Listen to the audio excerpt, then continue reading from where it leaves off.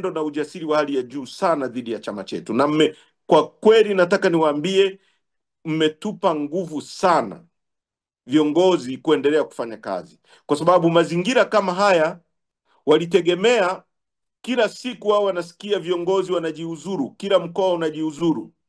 Nasimama mbele yenu nikiwa na furaha, nawaambia tangu mashambulizi yote haya yafanyike kwenye chama chetu, kamati kuu ya chama chetu imebaki kuwa intact, imebaki kuwa kitu kimoja. Ameondoka mjumbe mmoja tu wa kamati kuu aliyekuwa mwenyekiti wa kanda ya kati, mmoja tu peke yake kati ya wajumbe wote wa kamati kuu.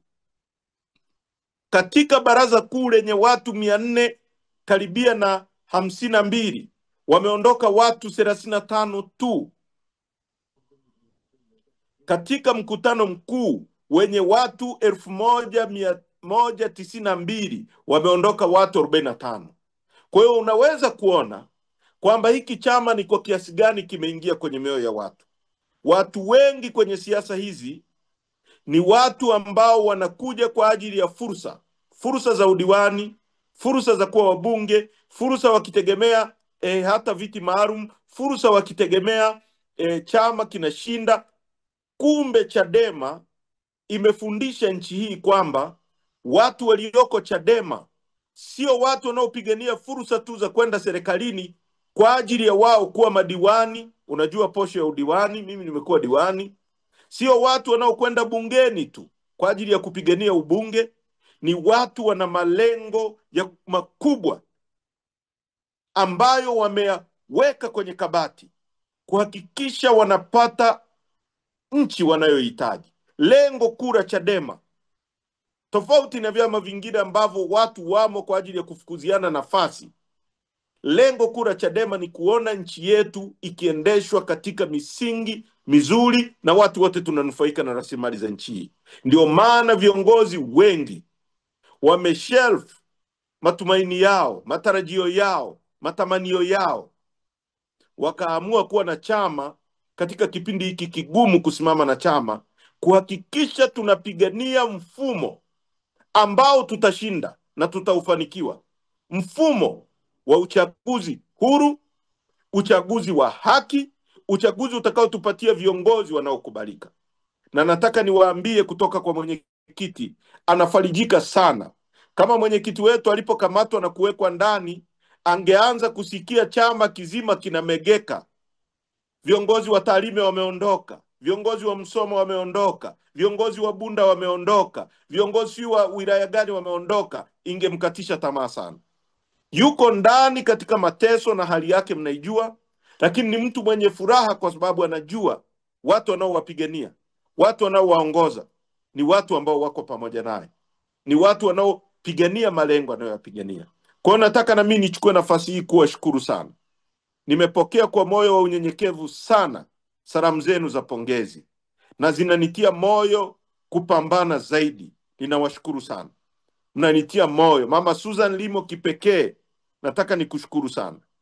Uwe unaongea na mimi tofauti na jinsi nilivyokuwa na kufahamu. Mungu akubariki sana. Unanibariki na unanitia moyo sana. Mara nyingi nikikaa na wewe mahakamani, unaongea na mimi, unanihurumia, unaona, unanishauri. Ninakushukuru sana. Nawashukuru sana kwa kweli wazee wetu wote. Nimepokea simu kutoka kwa mwenyekiti wa wazee kanda ya kaskazini. Nimekuwa naongea naye mzee wangu. Mara nyingi naongea na makamu mwenyekiti wa wazee Zanzibar kutoka Pemba. Ninawashukuru sana wazee wangu. Mzee Roitama nawashukuru. Mzee Jenerali Ulimwengu amekuwa nguzo kubwa sana kwetu. Ninawashukuru sana. Niseme mambo mawili tu kwenu. Nimesema siku ya wazee ilianzishwa ili kutambua mchango wa wazee. Tulipokuwa kwenye ziara na mkisoma ilani yetu ya uchaguzi ya mwaka 2020, tulisema tutatoa kitu kinaitwa universal pension. Pension kwa watu wote. Mambo mawili tuliyosema tutafanya kwa watu wote. La kwanza ni bima ya afya kwa watu wote. Kila mtu kwenye nchi hii aliyezaliwa kwenye nchi ambayo ina Tanzanite peke yake duniani, nchi ambayo ni ya 3 kwa dhahabu, nchi yenye mlima Kilimanjaro, nchi yenye Serengeti na Ngorongoro, nchi yenye ziwa Victoria na Tanganyika, nchi nzuri yenye ardhi kilomita za mraba 945. Tulisema kwenye ilani yetu ya uchaguzi 2020 aliyoinadi Lissu kwamba tungeshinda mamlaka ya nchi hii, kila mtu anastahili kupata bima ya afya, akiingia kwenye kituo cha afya chenye madawa atibiwe bure, kwenye hospitali atibiwe bure, na arudi nyumbani na atibiwe matibabu ya kibingwa kabisa. Na la pili tukasema wazee wote watakaotimiza umri wa miaka 60 katika nchi hii watapewa pension na serikali, universal pension. Ndio maana tunasema to recognize their contribution, kutambua mchango wao kwenye nchi hii. Na tulisema ni wazee wote kwa sababu mwalimu akistaafu anapewa pension japo ni kidogo, askari akistaafu anapewa pension, mtumishi wa serikali yoyote au wa makampuni au wa nini wanapewa pension. Lakini bodaboda akitimiza miaka 60 apewe pension. Je, huyu bodaboda hajengi taifa? Mtu anayechoma mkaa kijijini akifikisha miaka 60, ambayo maana ya kufikisha miaka 60 upewe pension kwamba nguvu zako sasa zinapungua, unanyemelewa na magonjwa zaidi, huwezi kuwa productive kama ulivyokuwa na miaka 40 50, sasa unastaafu. Wakulima anapofikisha miaka 60, kwa nini yeye apewe pension? Sisi Chadema tukasema hapana, kila mtu anatumikia taifa hili kwa kulijenga. Kibarua anayefanya ujenzi kwenye nyumba ya mtu binafsi, nyumba ambayo imenunua mifuko ya simenti iliyotoka kwenye kiwanda cha Twiga kinacholipa kodi, huyu mtu anajenga taifa. Mtu ambaye anaendesha bodaboda, bodaboda inayonunua tairi zinazolipa kodi, mafuta yanayolipa kodi, vipuli vya bodaboda vinavyolipa kodi, lakini pia pesa yake anayopata ananunua sukari inalipa kodi, huyu mtu naye analipa, anatumikia taifa kwa ujenzi wa taifa. Kwa hiyo hili taifa halijengwi na watumishi wa umma peke yake, linajengwa na Watanzania wote. Ndio maana Chadema tukasema kila anayetimiza miaka 60 tutampa pension ya serikali, regardless alikuwa anafanya nini. Alikuwa kibarua, alikuwa kwenye viwanda kama muuza chipsi, alikuwa popote, ili mradi tunatimiza miaka 60 atapewa pension. Tulizungumza kuhusu issue ya housing, nyumba bora za watu wetu kuishi. Serikali nyingi duniani zinafanya hivyo. Ukisikiliza ripoti ya CAG, ukisikiliza taarifa za serikali, ingawaji kwa sasa takwimu zinafichwa, asilimia 40 ya bajeti ya nchi yetu inaishia kwenye ufisadi na rushwa, kwenye mambo ya wizi. Ndio maana hivi karibuni tumeona vijana, watoto wa viongozi, mtoto wa miaka 26 akaunti yake ina bilioni 30. Ukiuliza amepataje hizo fedha hawezi kueleza. Katika umri huo, labda mtu ambaye angeweza kuwa na fedha hiyo ni mtu aliyevumbua Instagram au Facebook au nini. Mtu ambaye amefanya uvumbuzi ndio anaweza kuwa na fedha nyingi hivyo kwa ghafla kwa umri huo. Lakini mtoto mdogo ana bilioni 26. Maana yake nini, wazee wangu? Fedha nyingi za nchi yetu ambazo zingekuja kuwapa madawa, zingekuja kuwapa matibabu, zingewapa pension, zinatumika kwa rushwa na ufisadi.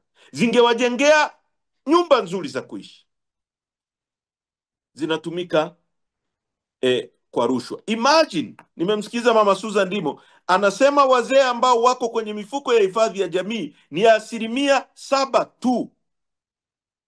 7% sio ya Watanzania wote milioni 63. Tunazungumza 7% ya wazee ambao ni chini ya milioni 4. Wazee nchi hii ni 5.7. Hawa ni watu ambao, watu milioni 4 ambao serikali inaweza kuwalipa hata shilingi 300,000 kila mwezi na bado isionekane kitu chochote kwa wingi wa fedha za serikali na fedha za malipo yetu. Sasa leo kama wazee ambao wako kwenye mifuko ya hifadhi, kwenye hifadhi ya jamii kwa mfano ya bima na nini, ni 7% ya watu milioni 4 na 500,000. This is a crisis. Hao ni chini ya watu 400,000 kati ya watu 1,400,000 na 500,000. Hiyo ni crisis ndugu zangu. Ina maana wazee zaidi ya milioni 4 na kitu wanateseka. Wazee 1,400,000 au 1,400,200 hawana matibabu, hawana pension, hawana namna yoyote ya kuishi. Wanaishi kwa kutegemea hisani za watoto wao, na watoto wa siku hizi kila mtu ana maisha yake. Akishaoa mjini anaangalia maisha yake. Sasa wazee wangu, ndio maana sisi Chadema tunataka tupiganie mfumo wa uchaguzi utakaotoa fursa kwa wazee. Unapopiga kura, ilete majibu ya kile unachokipigia kura. Nimemsikia Mama Susan Limo anazungumza kuhusu sheria na sera. Katika nchi hii, uwe na sheria, uwe na sera ni sawa sawa na hauna sheria na hauna sera, kwa sababu mfumo umeoza. Tuko kwenye impunity. Sheria kwa mfano ya treason, uhaini, ukiisikiliza leo, Lissu asingekuwa gerezani na mahakamani. Nimesema hata juzi tulipokuwa kwenye msiba wa baba Askofu Bagonza kwa baba yake, nimesema mbele ya waziri wa mambo ya ndani ya nchi, lakini Lissu yuko ndani. Kwa hiyo kwa watu wa aina hii, hata tukitunga sheria nzuri namna gani, wataivunja sheria. Nilikuwa namwambia ndugu yangu mmoja, wakoroni ni watu wabaya, tuliwachukia, lakini wakoroni hawakuwa wabaya kama CCM. CCM wamevuka level ya ukoroni. Mkoroni alitunga sheria yake. Mkoroni hakufanya kitu chochote ambacho sheria ilimkataza. Ndio maana leo unaweza kwenda ukasikiliza kesi ya Livonia trial ya Nelson Mandela ya mwaka 1963, miaka 62 iliyopita. Wazungu walikubali, watu wakawa wanahudhuria mahakamani kwa wingi. Speaker zinawekwa nje ya mahakama, watu wanasikiliza kesi ya kiongozi wao.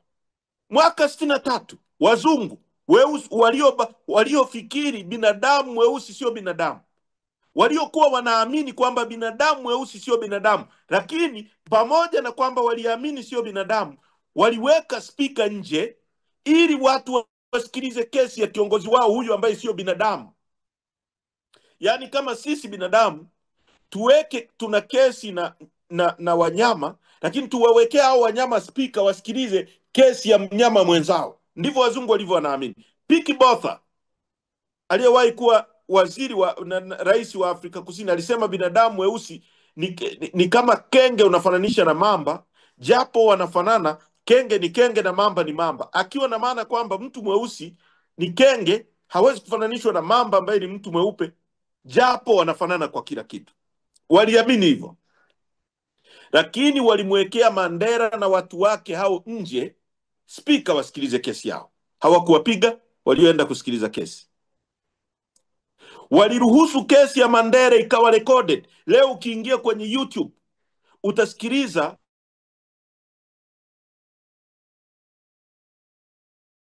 ya Mandela, I'm prepared to die.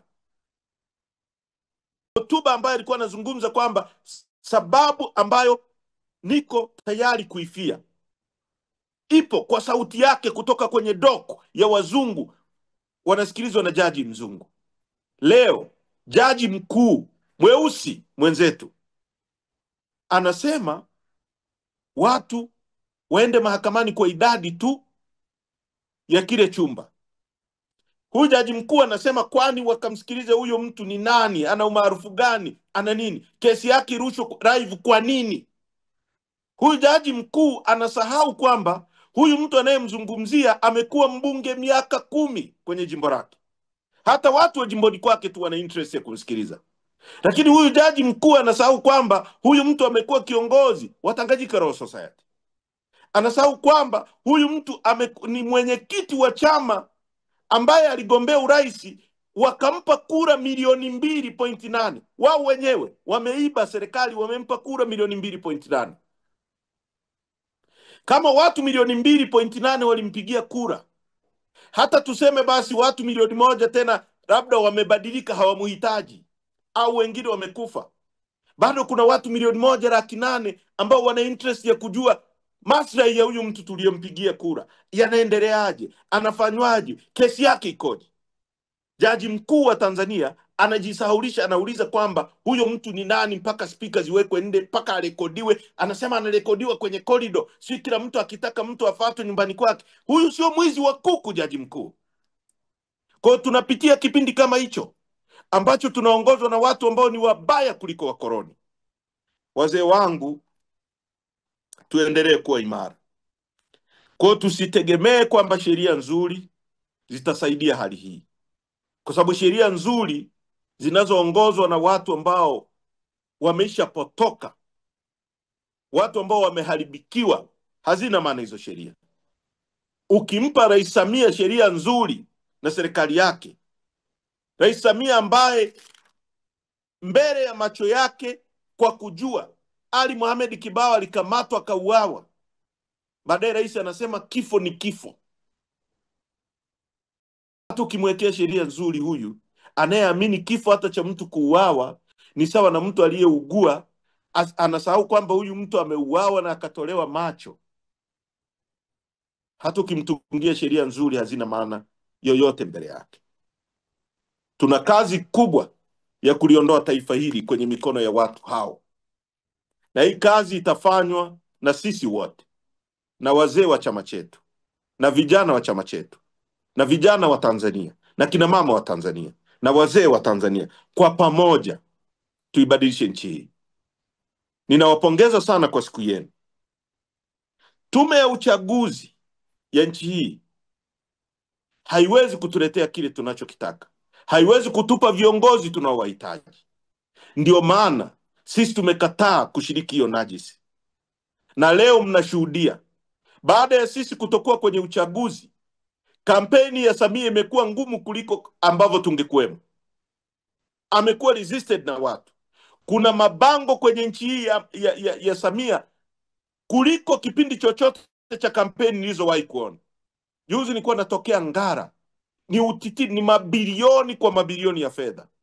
Pita Dar es Salaam, pita kila kona, billboard zote zimewekwa kwa rais ambaye ni watu wanamjua, ambaye hagombei na mtu yoyote, lakini ni mabango kila kona. Hizi ni fedha zenu, ni fedha za wazee wa Tanzania. Mnaishi maisha mabaya, mnateseka kwa expense ya mtu na kikundi kidogo cha watu. Sisi wengine hatutakata tamaa. Tunajua tunawindwa, lakini kama Mungu alivyotuleta duniani kwa makusudi yake, anajua ni lini tutaondoka hapa duniani. Mungu mwenyewe, sio binadamu, sio Rais Samia na serikali yake. Wala hatutaogopa, wala hatutajificha, wala hatutaenda popote. Viongozi wa chama chetu wote, wajumbe wote wa kamati kuu, hawaruhusiwi kutoka nje ya nchi. Tuna mialiko mingi, lakini tumeshindwa kutoka nje ya nchi. Wakurugenzi, sekretarieti yote ya chama, na pengine wajumbe baadhi ya baraza kuu na kamati kuu yote, hawaruhusiwi kutoka nje ya nchi. Viongozi wetu wanakamatwa. CCM ina hofu, Rais Samia ana hofu. Na wazungu wanasema the guilty are afraid. Wao wenyewe wamechakachua uchaguzi, na kwa sababu wana hatia, wana hofu. Ndio maana wanawinda viongozi wetu, wanatishwa na vivuli vyao. Tusiogope. Ninawapongeza kwa siku yenu. Siku yenu hii ilipaswa kuwa bora.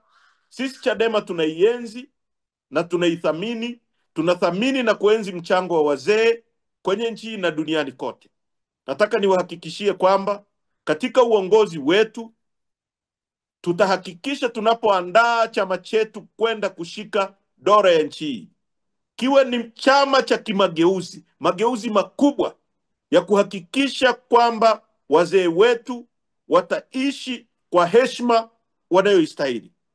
Wakifikisha miaka 60, tutawapa pension, wala hatutajadili, wala hatutafikiria hata mara mbili, kwa sababu fedha za umma zipo za kutosha na tuna uwezo kabisa wa kufanya hayo. Ninawapongeza sana na ninawatakia kila laheri kwenye siku yenu. Ninafurahi sana kwa nyie kunikaribisha, na asanteni kwa kunisikiliza. Asante sana Mheshimiwa Mwenyekiti, tunakushukuru sana kwa